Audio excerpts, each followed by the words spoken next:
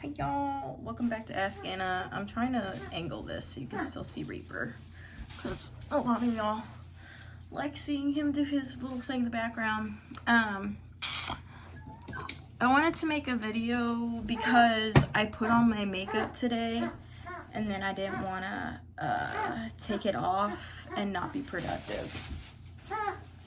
Okay, shh.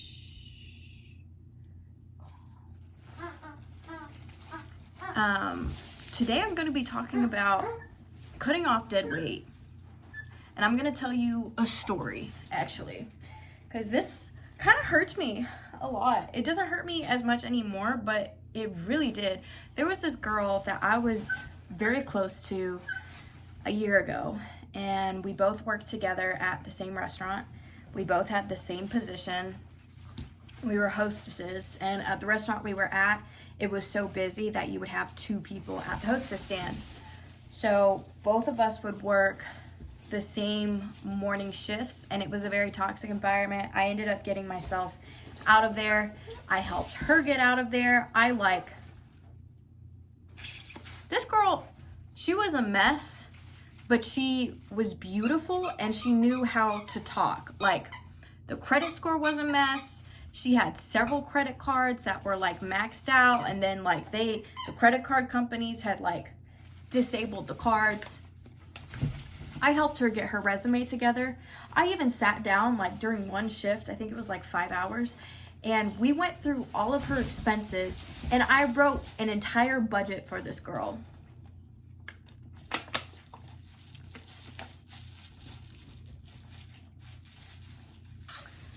And this girl, she had a lot of problems. She had a bunch of drug addictions. She used to be addicted to coke. She was always vaping. She was always hitting other people's vapes while we were working. And if somebody had like a dab pen, like she had no problem hitting that too. Like, no problem putting herself in whatever situation and whatever drug. And I thought we were the same. Like, I looked at her as like, oh, okay, this is me, but with like dark hair and blue eyes and really pale skin. I thought like I could help her because I had done so much for myself. I thought like, okay, like even though this girl is like 2 years older than me, I can help her. And I had a lot of sympathy for her because she had a rough upbringing. She was just similar to me. It did bother me though, because as time went on, I felt like she was trying to be me. She got really invested with the singing thing, and she like wasn't a good singer, but she was paying for these voice lessons, and then she would send me stuff of her singing, and then she would want me to like tell her whether or not it was good. And I had just gotten out of like my record deal. Like, you have to understand, like I was at like a point that was a lot different from what she was at, and I was just looking for a friend. I wasn't looking for somebody to try to compete with me who was not even on the same road as me. She was in the ditch. I was in the left lane, and she was in the ditch, stuck, broken down. But I wanted to be friends with her. Like, she seemed very nice, even though she had the drug problems, the men problems, the emotional problems. To me, it felt like it was stuff that I had gone through. I personally don't do anything. I don't drink, I don't smoke, like nothing. But there was a time when I did. So I felt like if I just like stick around this girl and I'm the positive influence, it'll help her. And there was only one thing I asked for, and this was months in advance. I moved from Austin to Atlanta. In that time period, I had 2 weeks between my leases. I did not have a family that I could stay with in between that time. So I was literally hopping houses. Like, I was hopping couches, and God, there were just some bad situations that I was in because of that, and I don't want to talk about it now. Fucking scary though. You don't know people until you stay at their house. And that's worse. Especially if you're pretty. It's worse. yeah, there was really just one situation that was bad. I don't want to talk about it. But I was supposed to be homeless for 2 weeks. And it was going to be like more. At first, it was supposed to be like a month. And then I was able to get my new apartment to let me move in like 2 weeks early. But the new apartment, like, it was with students. I was 22 at the time. So I was moving in with like Georgia State students because I figured like, okay, this will be a good way to ease into a new city, is just do it with college students who are probably going through the same thing, because that's what I did when I was in Austin. I'm still best friends with one of my roommates. I called her earlier today. And the other one too, I'm still close with her. We talked on the phone a few days ago. The other one, that's the one the shit went down with, because I stayed with her and then shit happened. I don't want to talk about it, but it's disappointing. You don't know people until you live with them, and until you see them choose something other than being a decent person, whether that's a man, whether that's drugs. Like, you don't know them until they have the opportunity to put something else before themselves. Honestly, it's like not even before you. It's like, what will they put before themselves? So, oh fuck, where was I? Oh yeah, so the one promise, I asked her if she would let me stay at her house for like a few days. And this girl, mind you, like, we were making $15 an hour. We were working like 5-hour shifts, and I had 2 jobs. So this was my first one, like the hostess job. We were working 5-hour shifts for $15. I was doing 4 shifts a week about. She was doing like 3.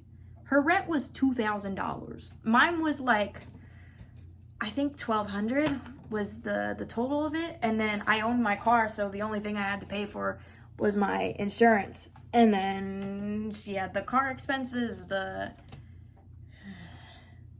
it was fucking scary. Her rent was more than $2,000. I can't remember. I feel like it was like 22. It was literally double of mine was. And she was not working enough to support herself doing that. So I don't know. I guess she was just calling people to cover her rent whenever it was due. And she was like evicted too. Like, she like got an eviction notice. They never went through with it because, like I said, she's beautiful, like gorgeous. And it's so crazy because I think it's 2 videos ago I was talking about glowing up, and I looked up to her at that point because of the beauty. And then it's like a year later, and it's like, okay, well, you got yourself together, Anna, you're no different. I don't know. It made me feel some type of way, though. It was like, okay, I got like the credit score. I have the money thing together. I have my life together. But here's this girl who's just gorgeous. Gorgeous. And I was a little bit jealous at the time, but gorgeous. And she just gets away with all of this stuff. Like, she literally got out of jail time because of her being pretty.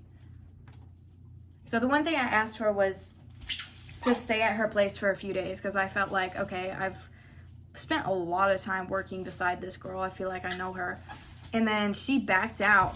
It was like 2 weeks before I was moving out of my apartment. It was so stressful. Like, I was doing so much to make sure I was going to be okay during that time. I had started seeing some guy, and he had like promised me that I could stay with him, and then he like fell through. And this wasn't like me asking to be at people's places for 2 weeks. This was me finding 4, 5 different people and then asking if I could stay with them for a couple of days so I wouldn't have to pay for a hotel. And I ended up staying with 2 people. Well, it was all those people had people with them, so I was at a couple of different houses for a few days, and then I actually left Austin early, and then I started driving to Atlanta, and I just started staying in random places after that, which I'm fine. It worked out. But the point is, like, she was dead weight that whole time, and I was just holding on to this hope that she would be there for me when I needed her. And this was like a promise that was made like 4 months in advance. Like, I think I asked her in April, and my lease was up in July. April, May, June, July. April, May, June, July. April and March. Like, I asked her pretty early on. And it was like, damn, like, I really, because I helped her get out of her job. I encouraged her to get to her new job.